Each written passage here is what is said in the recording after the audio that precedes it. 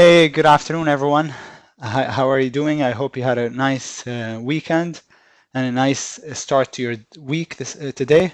This is Sami from the Black Room. I wanted to go over a couple of, I was going to say bad trades, but they were, in my opinion, okay trades that didn't work out.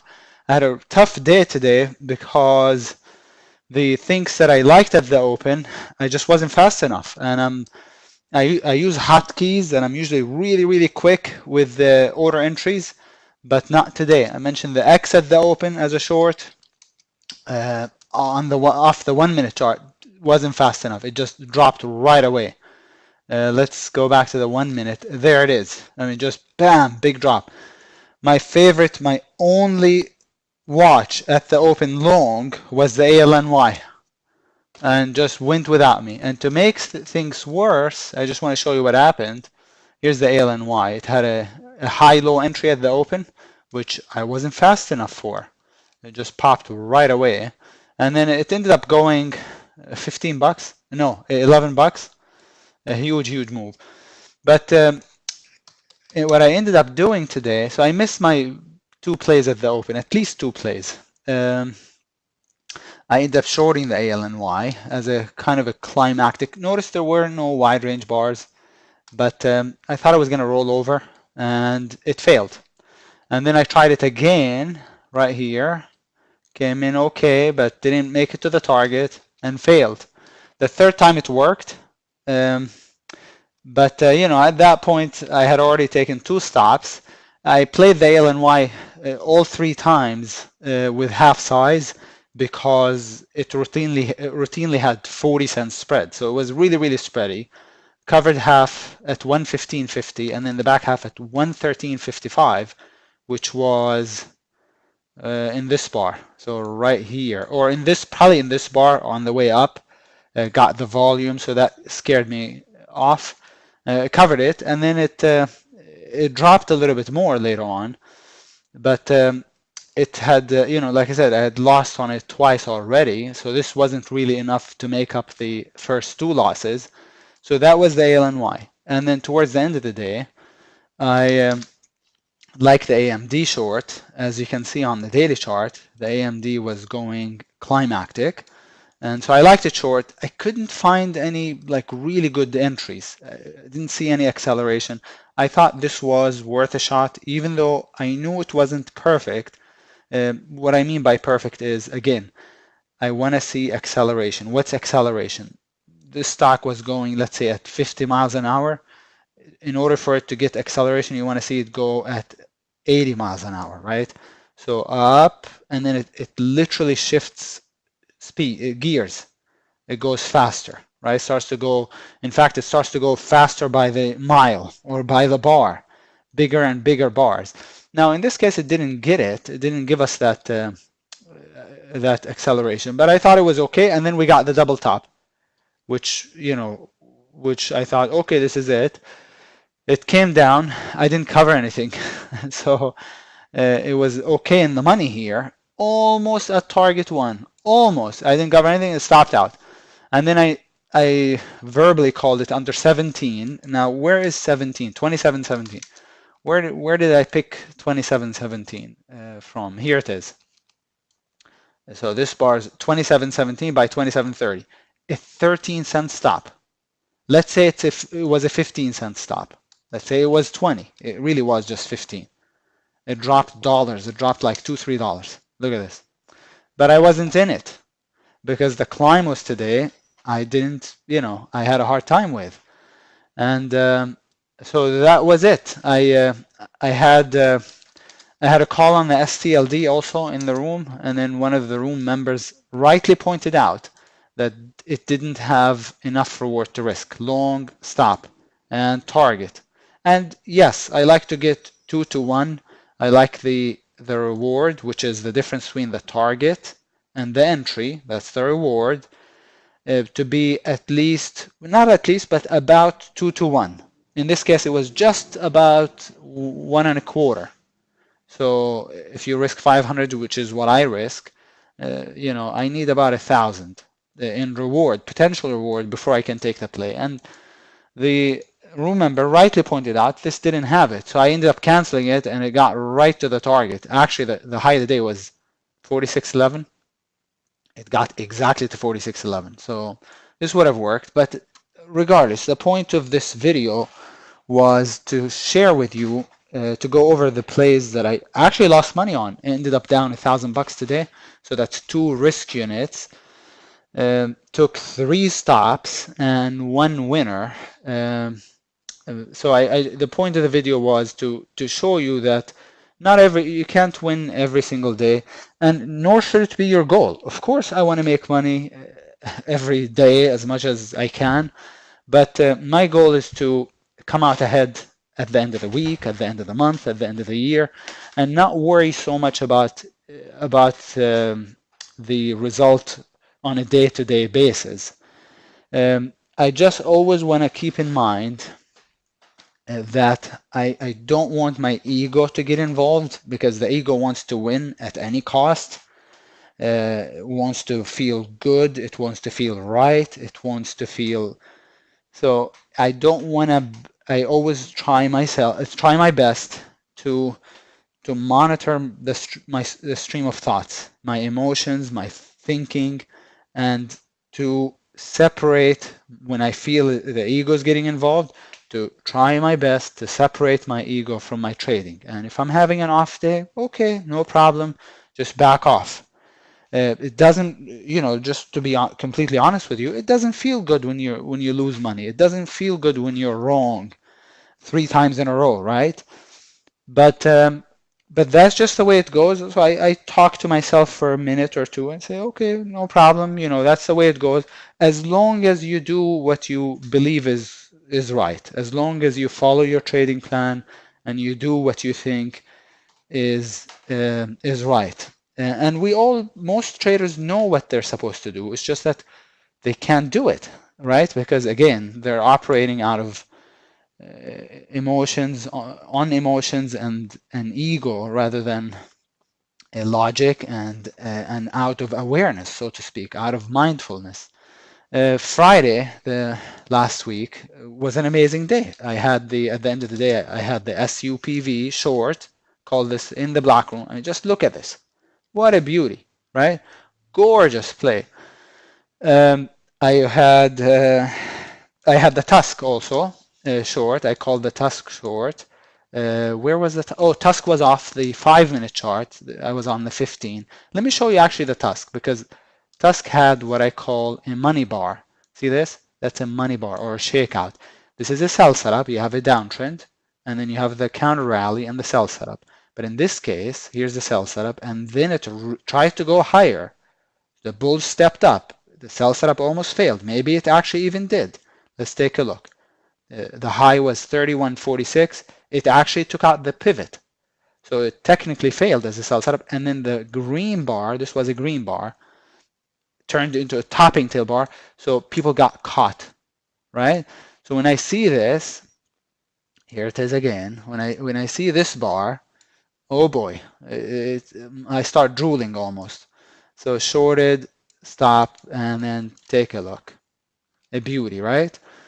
And then I had 3 days, three nice plays on Friday. I had a great day on Friday. HIB was the other one, the short, and it was a 1, 2, 3 short. I think it was a 1, 2, 3. Yes, it was. So 1, narrow range bar, short under it, stop above it, and then I covered at the lows. So that was a beautiful trade. 1, 2, 3 on a tier 1 gap.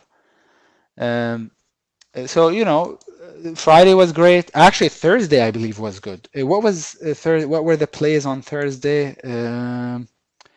Thursday the 23rd. I had the excess. I think the excess was a picture perfect climactic, if I recall correctly. Unlike the AMD excess short, but that was on Thursday. Here it is. It wasn't picture perfect, but it was pretty good. Up a lot on the daily chart. It was a big green bar up here, very, very extended. And look at this, run up and then the rollover. I covered it in 3/3. 1/3 right here, 1/3 of the 20, which was my target, and then 1/3 when it took out the SPARS high. And then it continued much lower, but it got to my target and slightly more, because my target was the 20 MA on the 5. So it continued much slower. And then I had the LB short. It was my favorite gap down. I actually did a video on Thursday before the market opened, and I identified the LB as a favorite gap down. Let's see, LB, right? Oops, can I go back a couple days on the 1 minute really quickly? So the Thursday was the 23rd. So let's see, that's the 24th still. And that's still the 24th. Okay. So here's the LB short, and I covered, so here it is, under the doji bar's low, stop above the high, and then hang on, just buckle up and hang on for dear life. I'm kidding, but you know, when you get a perfect gap, the last thing you want to do, which this was a perfect gap, just under the base. The last thing you want to do is get shaken out. And when you have these kind of gyrations, green bar, then red bar, then green bar, you know, tails everywhere. You just want to make sure you don't get shaken out. To tell you the truth, I hung on to it all the way to the low of the day.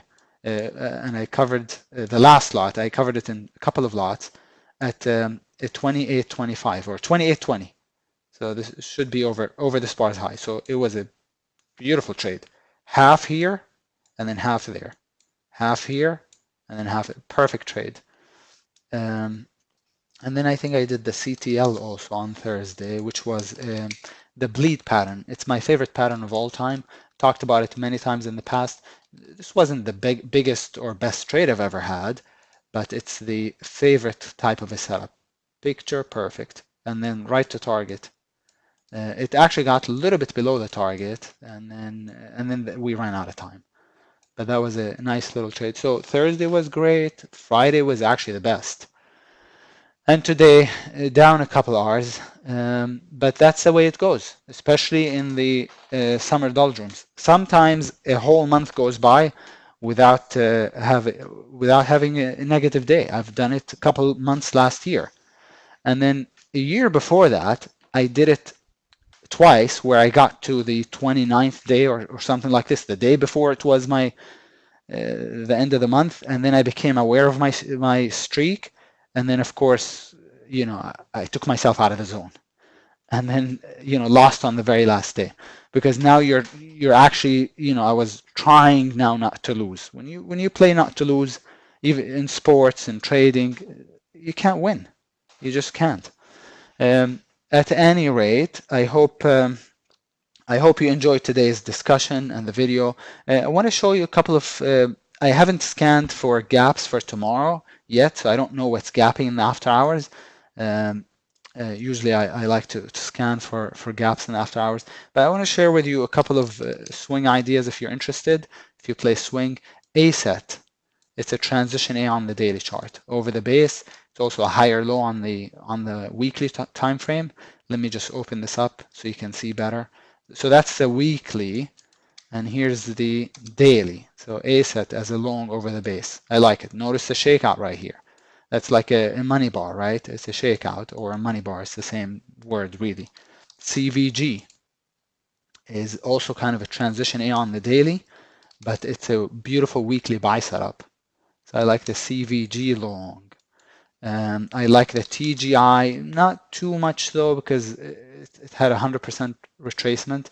When you have a wide range bar, especially when you have a wide range bar, you're not supposed to retrace 100% of it.